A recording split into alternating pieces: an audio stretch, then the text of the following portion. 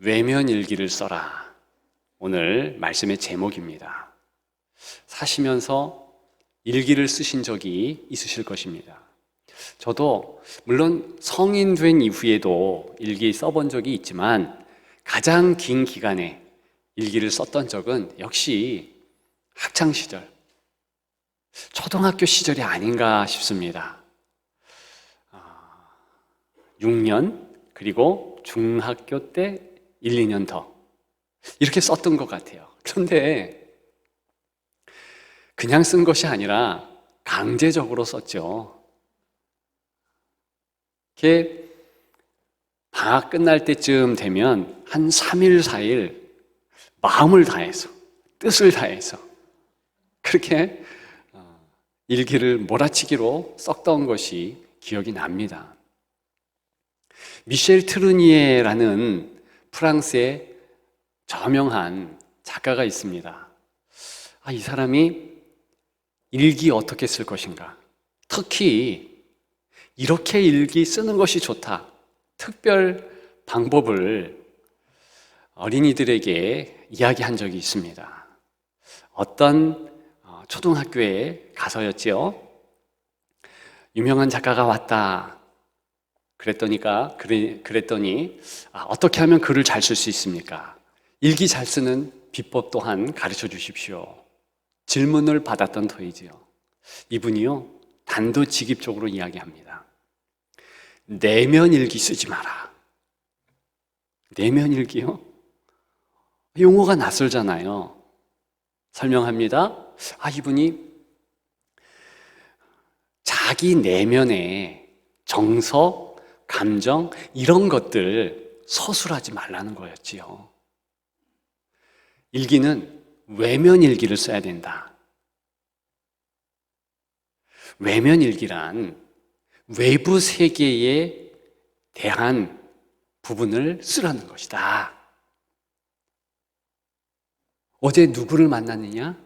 그러면 그 사람들의 이름들을 쓰고 특징들을 쓰라는 거예요. 눈이 큰 친구 누구누구, 귀가 좀 큰 친구, 이러면서 묘사하고 서술하려는 겁니다. 어떤 사물을 봤냐, 어떤 동물을 봤냐, 묘사해봐라. 만약 그렇게 하면 풍성한 기록들이 있을 것이다. 글은 바로 그렇게 쓰는 거다 말했어요. 제가 어떤 글에서 그런 그분의 일기 비법을 보면서 만일 내가 어릴 때 이런 지도 받았으면 난 참 쉽게 일기 썼겠다, 그렇게 생각했습니다. 왜냐하면 제 시대의 일기 교육 트렌드는 반드시 감정이 들어갔어야 됐어요. 제가 생각납니다. 선생님이 숙제 검사를 할 때, 그 일기 검사를 할 때, 이렇게 해가지고 너 감정은 뭐였는데, 너 느낌은 뭐였는데, 꼭 느낌을 써야 되는 거예요. 마음이 슬펐다든가 혹은 기뻤다든가 짧게라도 쓰라. 그 점수를 매기는데 그거 안 쓰면 감점이에요. 만일에 그냥 쉽게 마치 금전출납부에 금액을 적어 넣듯이 이름들을 쭉 쓰고 특징만 적는다? 굉장히 수월하게 일기를 썼을 것 같아요. 여러분, 그런데 이 미셸 트르니에는 거기서 끝나는 것이 아니라 다른 강연, 다른 연령대 그런 사람들에게도 이와 같은 삶의 자세를 요구합니다. 내면도 중요하지만 오히려 외면, 외부 세계가 참 중요하다는 거예요. 그래서 이분은 그 유명한 소크라테스의 너 자신을 알라, 이것만큼 쓸데없는 명령이 없다는 거예요. 오히려 외부 세계의 남들, 사물들, 동물들, 그런 것들을 꼼꼼히 살피고 보게 되면 그렇게 해서 자신에 대하여서 자각한다는 거예요. 알게 된다는 거예요. 깨닫는 그런 것들이 참 많다는 것이죠. 여러분 어떻습니까? 좀 낯설죠? 제가 볼 때는 글쓰기에는 좀 도움이 될 듯 싶은데 그것을 모든 삶의 영역에서 삶의 자세로 생각하는 거, 그렇게 살아가는 거 좀 어색하다 못해 불리하게 되고 좀 결과적으로 안 좋게 되는 것 아닌가? 그런 생각을 지울 수 없습니다. 여러분 한번 생각해 보십시오. 요즘에 삶의 자세는 내가 중심이에요. 아무리 진리라 할지라도 내가 동의하고 고개를 끄덕이지 않으면 그거 진리 아닙니다. 그게 다원주의거든요. 아무리 좋고 또 좋다 그렇게 떠들어 제껴도 내가 이거 좀 실용적이지 않다? 좀 선택하기가 그렇다? 그러면 그거 안 선택하는 것이 좋은 것입니다. 실용주의죠. 오직 행복을 논할 때 남의 행복을 이야기하는 게 아니에요. 나의 행복. 그리고 내 생각 기준점을 삼아서 옳은 것 취하고 틀린 것 버리고 이렇게 해야 되는 것입니다. 그리고 내 느낌, 내 정서, 내 감정이 얼마나 중요한데요. 그것이 그대로 삶의 기준점이 되는 것이죠. 그런데 문제는 설명드린 미셸 트르니에의 관점, 이것이 정확히 성경적이라는 것입니다. 이게 문제예요. 오늘 말씀 볼까요? 명령들이 가득합니다. 사실은 우리가 25절부터 32절까지를 보았는데 17절부터 32절까지가 한 문단이라 그렇게 말할 수 있습니다. 연결되어 있는 것이죠. 어쨌든 25절에 보게 되면 명령이 나오고 있습니다. 거짓을 버려라. 여러분, 거짓말을 왜 하지요? 거짓 행동을 왜 하지요? 그것은요, 나의 현실이 어렵기 때문이잖아요. 그리고 나의 현실에 집중하다 보니까 남의 상황 놓치게 되는 거죠. 자기 합리화를 할 수밖에 없습니다. 실수를 했다 해도, 거짓 행동을 했다 해도 좋은 핑계거리는 많은 거예요. 왜요? 내 상황을 생각해 보면 당연한 행동으로 스스로는 여겨지기 때문이죠. 여러분 26절에 보면 더한 내용이 나옵니다. 분을 내어도, 지금 상대편이 화나게 한 거예요. 당연히 분낼 수 있는 것입니다. 문제는 이 분을 어떻게 하고 있습니까? 해가 지도록 품고 있는 거예요. 그래서 해지도록 분 품지 말라 그러잖아요. 다른 말로 하면 왜 분을 품겠어요? 남의 상황이 보여지지 않고 생각 안 되어지는 거예요.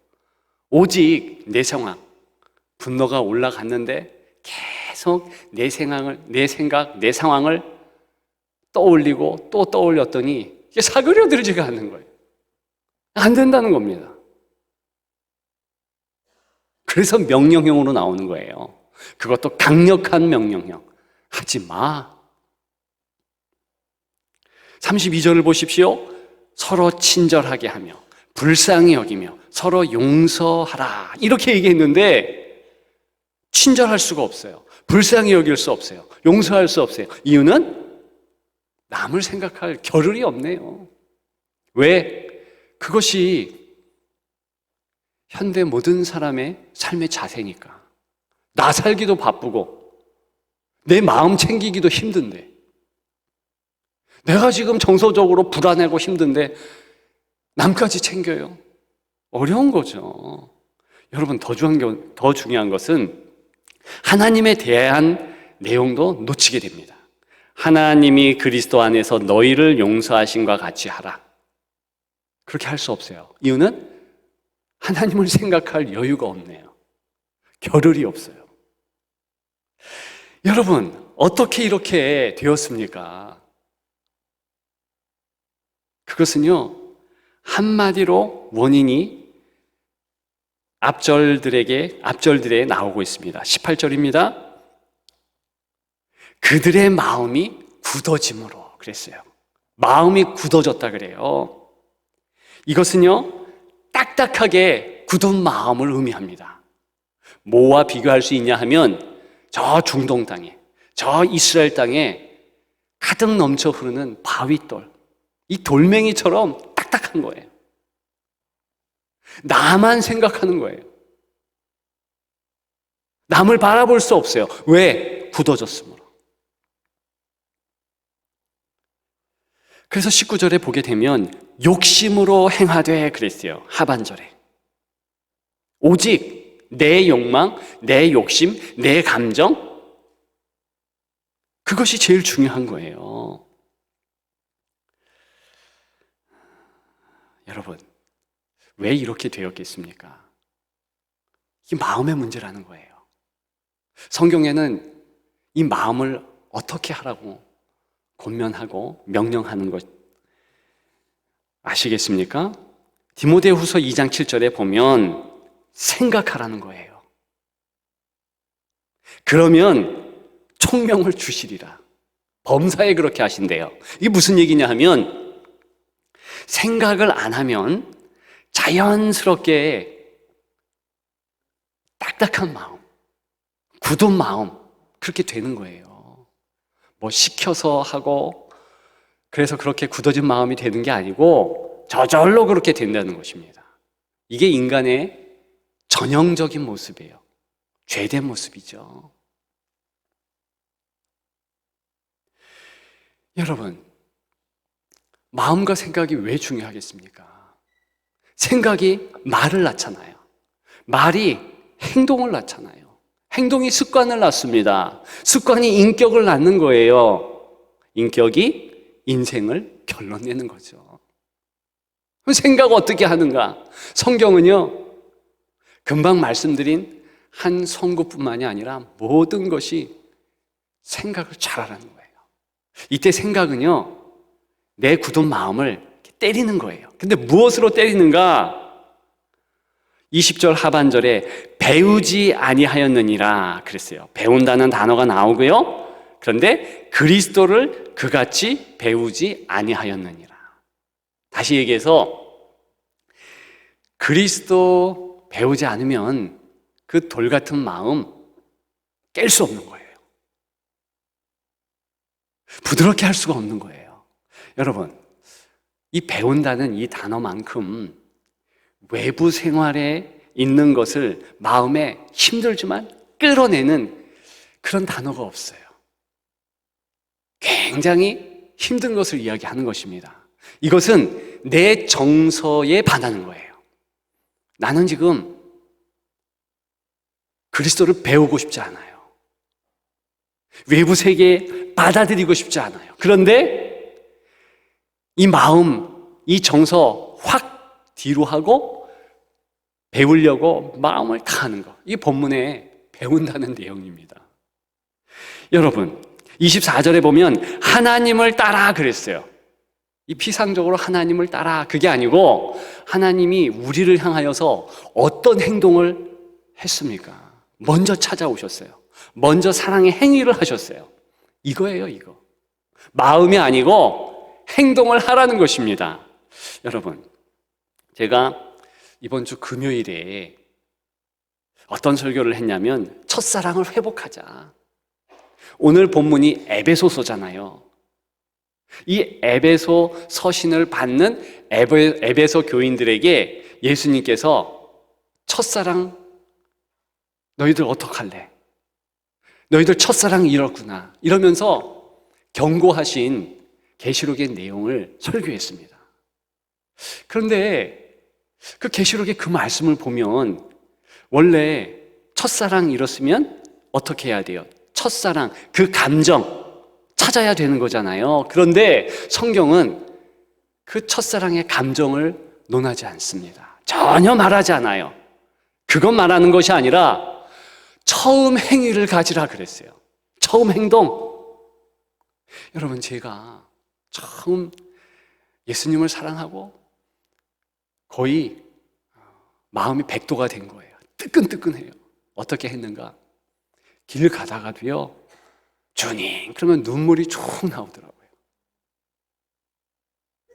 심지어는 수업 가운데 수학을 하고 있는데도 제 입에서 그냥 찬양이 나오더라고요. 그래서 옆에 짝이 막 쿡쿡 찔른 거예요. 하마터면 크게 혼날 뻔했죠. 얼마나 좋은지요. 여러분, 그런데 냉랭하게 되고 첫사랑을 잃으면 성경 봐도 재미없고 찬양해도 안 즐겁고 그런 마음의 상태가 되잖아요. 그런데 성경은 뭐라고 권면하냐면 그럼에도 불구하고 그 행동 하라는 거예요. 처음 사랑을 가지고 있을 때 그 행동 먼저 붙잡으라는 거예요. 그러면 어떻게 한다? 하나님께서 처음 사랑 회복토록 하신다는 거예요. 여러분, 굉장히 외면적인 것입니다.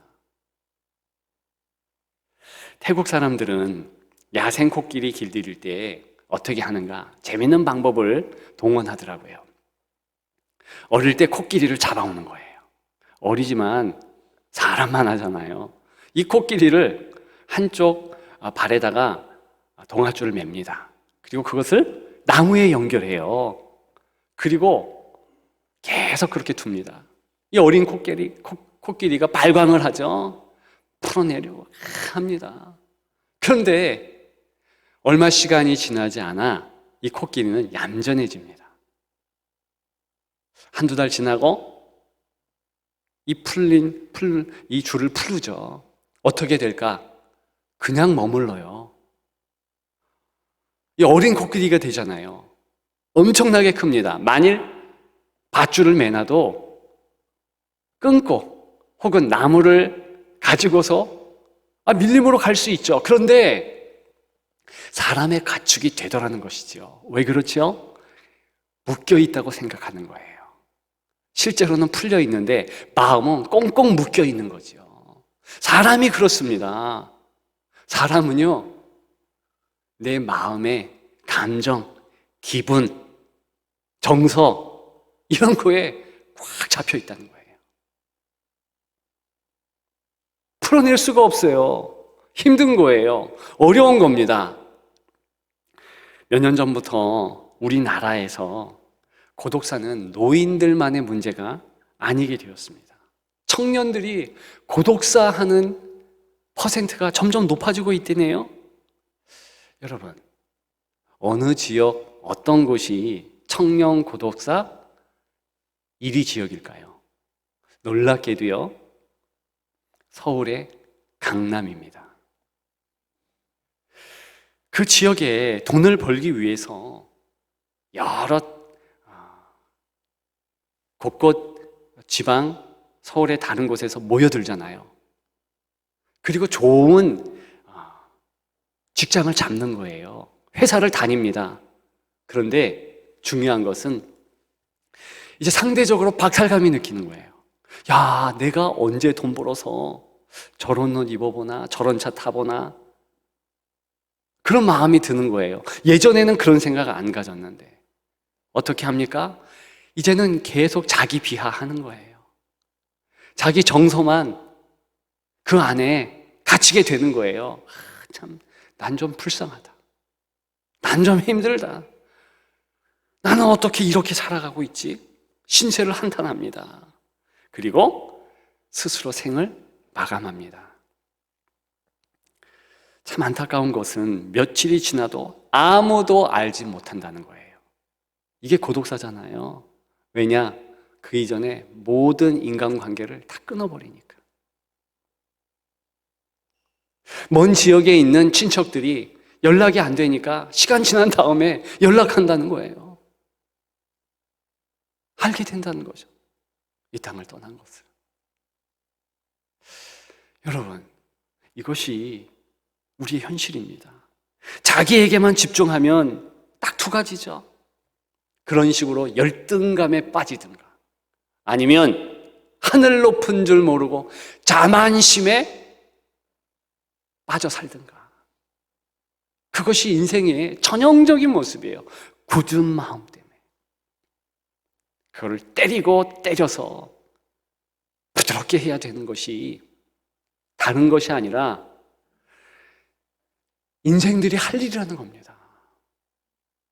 여러분, 그래서 24절에 보면 새 사람을 입으라 그랬어요. 한 사람은 어떤 사람입니까? 여전히 그 굳은 마음을 부여잡고 있는 거예요. 노력 안 하는 거예요. 오로지 깰 것은 예수 그리스도의 이름을 배우는 거예요. 외부에 있는 것입니다. 그걸 통해서 부단하게 깰려고 노력을 하고 그게 가장 귀한 내 사역이다 생각하면서 가야 하는데 그게 안 되는 거예요. 여러분, 우리의 정서, 우리의 느낌, 여러분 솔직히 한번 생각해 보세요. 저는 말씀을 준비하면서 어제 곰곰이 생각해 봤어요. 저의 관계에서 여러 따져보았습니다. 제가 이 땅을 떠날 것이다. 저는 곧 죽을 것이다. 감이 안 와요. 여러분, 분명한 사실은 제가 죽을 거 아니에요? 근데 저는 제 정서적으로, 느낌적으로 전혀 그 부분에 대하여서 동의할 수가 없는 거예요. 그 너무 먼 미래라 치면 저는요, 우리 원로 목사님, 2부 예배 때 원로 목사님 드리고 지금은 안 계시지만 원로 목사님처럼 은퇴한다? 전혀 감이 안 와. 사실은 한편으로는 은퇴해서 빨리 쉬고 싶다 이런 마음이 없지는 않아요. 조금 있어요, 사실은. 그런데 분명히 은퇴할 거 아니에요? 느낌이 없어요. 그날이 안 올 것 같아요. 여러분, 이것이 느낌이고 이것이 사람의 정서의 한계인 거예요. 저는요, 또 저희 자녀들이 아직 어린데 이 아이들이 결혼해서 가정을 이루고 또 아이들을 낳을 것이다? 감이 안 와요. 믿을 수가 없어. 그 아이들 행동하는 거 보면. 물론 저는 주례도 하고 많은 성도들이 가정을 이루고 하는 것을 봅니다. 그런데 마음으로는 제 아이들이 그렇게 된다? 안 와요. 받아들일 수가 없어요. 여러분들은 어떻습니까? 여러분들의 감정이, 여러분들의 정서, 여러분들의 생각이 그 정도로 짧고 그 정도로 아무것도 아니에요. 제가 오늘 아주 일찍이 예배당에 왔잖아요. 일부 예배부터 쭉 드려야 되니까. 근데 제 마음으로는요, 오늘 설교 죽을 것 같다. 왜 이렇게 마음이 이렇게 좀 훅 땔감 타듯이 확 불이 일어났으면 좋겠는데 그게 아닌 거예요. 느낌상으로는 확 꺼져버린 것 같아. 불안해. 그런데 제가 오늘 설교가 그렇고 말씀의 초점이 그러니까 따져본 거예요. 자, 보자. 내 내면은 그렇지만, 내 정서는 그렇지만 오늘도 변함없는 하나님의 내 외부의 모습, 외부의 세계가 있지 않는가? 그렇지. 여전히 나를 주장하시고 압도하시고 성령께서 나를 덮으시는 거, 이거 부정할 수 없는 사실 아닌가? 그 부분에 고개가 끄덕이죠. 아, 그렇지. 요즘에 새벽마다 붙잡는 말씀이 있지. 요즘에 출애굽기 같이 나누거든요. 성막 부분이 있거든요. 그 성막의 핵심은 무엇입니까? 하나님께서 우리 가운데 함께 하시기 위해서 이사 오신다는 거예요.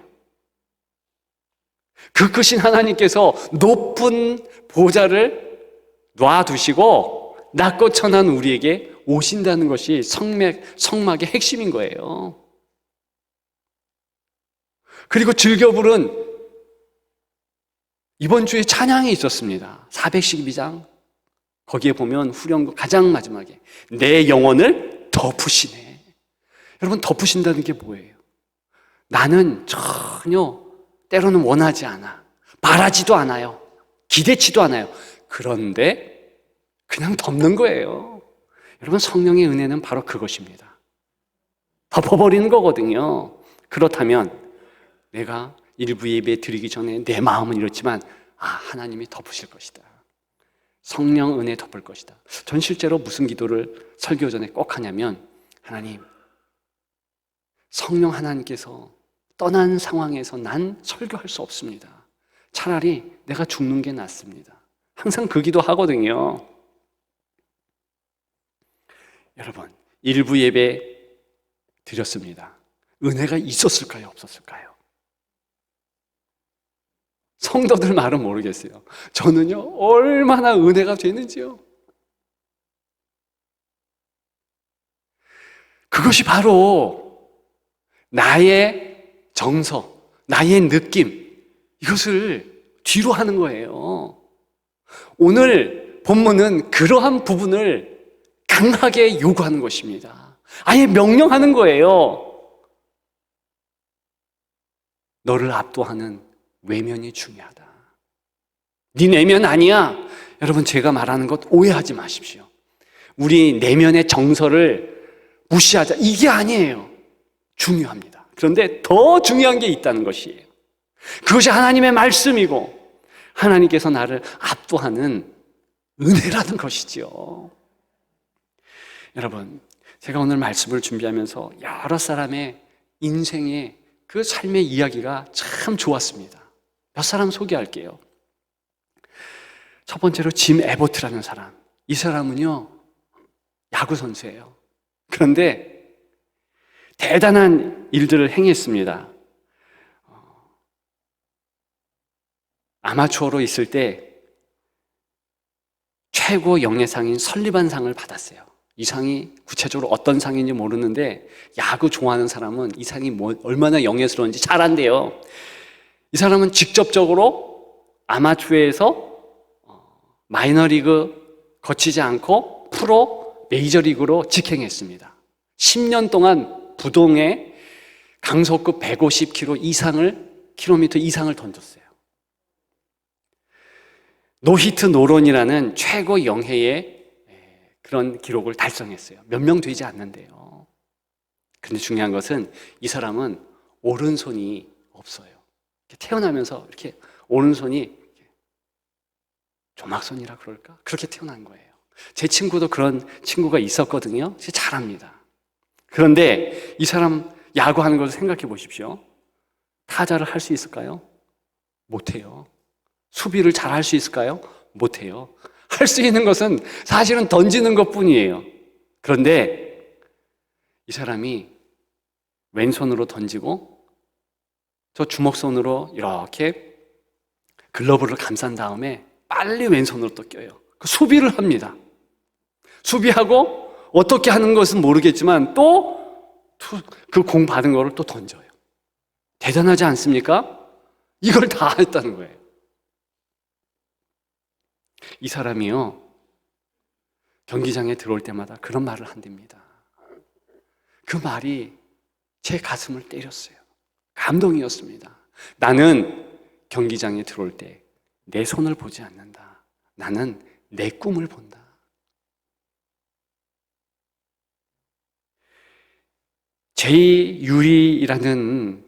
레이 유리라는 그런 올림픽 사상 유명한 선수가 있습니다. 이 사람은 휠체어를 타고 다녀요. 그리고 이 사람은 걸을 수도 없어요. 그러면 장애인 올림픽에 출전한 거냐? 아니에요. 높이뛰기에 출전합니다. 1900년대 초에는 제자리 높이뛰기도 있었거든요. 근데 이 사람이요, 휠체어로 이동한 후에 단 한 가지 할 수 있는 거, 제자리에서 훌쩍 뛰는 거. 자기가 휠체어에 있을 때 이렇게 높이뛰기 선수들이 그렇게 좋아 보였대요. 그래서 나도 높이뛰기 하겠다. 그래서 펄쩍펄쩍 높이뛰기 연습을 한 거예요. 여러분, 올림픽 3번 출전해서 10개의 메달을 땄습니다. 수영에서 그 기록을 이기기 전까지는 그 기록을 깰 수가 없는 전무후무한 기록이었어요. 금메달 10개. 우리나라 사람 중에 오대규라는 뇌성마비 기억가가 있습니다. 이 사람은요, 대학을 5번 떨어졌어요. 뇌성마비예요. 그런데 기어코 들어간 대학에서 수석으로 졸업했어요. 취직이 안 됩니다. 50번을 떨어졌대요. 나중에는 들어가죠. 그런데 보험회사만 받은 거예요. 근데 그 회사에서 6개월 만에 1등을 합니다. 회사 1등이 아니라 전국 보험 1등. 대단한 거더구만요. 나중에 이 사람이 자기 기업을 차립니다. 지금도 잘 나가는 그리스도 기업인이 되었습니다. 이분이요, 무슨 말을 하냐면, 바위에 계란을 던져라. 어떻게 될 것 같은가? 바위가 깨진다. 여러분, 우리는 그리스도인이에요. 제가 소개한 이들이 그리스도인이든 아니든 상관없습니다. 중요한 것은 오늘 본문은요, 더 강력하게 우리에게 네 생각에 매몰되지 말고, 네 정서, 너의 두려움, 너의 슬픔, 너의 탄식, 너의 한숨, 너의 눈물, 이런 것 그렇게 중요하게 생각하지 말라는 거예요. 다 이길 수 있다는 거예요. 여전히 하늘은 높아요. 여전히 우리가 마스크를 썼지만 이 가을에 꽃이 아름다워요. 주저할 것이 있습니다. 하나님은 일하시잖아요. 하나님은 여전히 우리를 붙잡고 여전히 우리를 돌보시잖아요. 그것을 잊지 말라는 거죠. 여러분, 외면일기 쓰십시다. 거창한 거 하자는 거 아니에요. 그냥 공책을 펴고 몇 줄이 됐든 하나님께서 오늘 내게 어떤 은혜를 주셨는가. 제가 일부 예배 드리기 전에 하나님은 나를 여전히 덮어주셨다. 하나님께서 내게 새 힘 주셨다. 뭐 이런 거 쓸 수 있잖아요. 이 자연이 하나님이 우리를 위하여서 베풀어 주시는 것 아니겠습니까? 그거 그냥 쓰는 겁니다. 내 옆에 있는 사람 그냥 있는 거 아니에요. 하나님께서 나를 위해서 붙여주신 거예요. 그래서 25절 오늘 본문에 그 이웃과 더불어, 그 성도들과 더불어, 내 가족과 더불어 이렇게 나오는 거예요. 일전에 한 신문 기사를 봤어요. 23살짜리 대학생의 인터뷰입니다. 이상한 여행에 참여했더라고요. 무인도에서 18일 동안 살아보는 여행이에요. 이 사람이 18일 동안 무인도에 살았습니다. 자신만만했대요. 나 충분히 잘 살아갈 수 있다. 그리고 여행사에서 준비한 모든 것이 다 갖춰져 있습니다. 먹을 거, 입을 거, 잠잘 거 다. 근데요, 하루 지났더니 미쳐버리겠대요. 너무 힘들대요. 더 있어야 되는데 참고 한 것이 18일인 거예요. 여러분, 우리가 이렇게 살아가는 것이 하나님의 은혜예요. 아까 말씀드렸던 미셸 트르니에, 이 사람이 유명한 재미있는 말을 또 한 가지 했습니다. 이건 나누면서 마칠까 하는데, 여러분, 생쥐가 있었대요. 근데 이 생쥐가 번쩍 고개를 들었더니 박쥐가 날고 있더래요. 뭐라고 그랬는지 아십니까? 와, 천사가 난다. 생쥐 눈에는 박쥐가 천사로 보이는 거예요. 무슨 말인지 모르는구나. 저는 웃었는데. 여러분, 자기가 어떤지 자기의 판단력, 자기의 생각으로는 진짜 천사 따로 있잖아요. 그런데 자기 닮은 것을 천사로 여긴다니까요. 우리의 현실이 그렇습니다. 내 생각을 벗어나자. 내 뜻, 내 감정, 내 정서 벗어나자. 여러분, 그렇게 해서 정말 이 결실의 달 가을에 우리의 내면의 아름다운 결실, 사랑의 결실, 그것은 하나님의 행하신 일, 외면에서부터 비롯된다. 기억하시고 승리하시는 여러분들 되시기를 주님의 이름으로 축복합니다.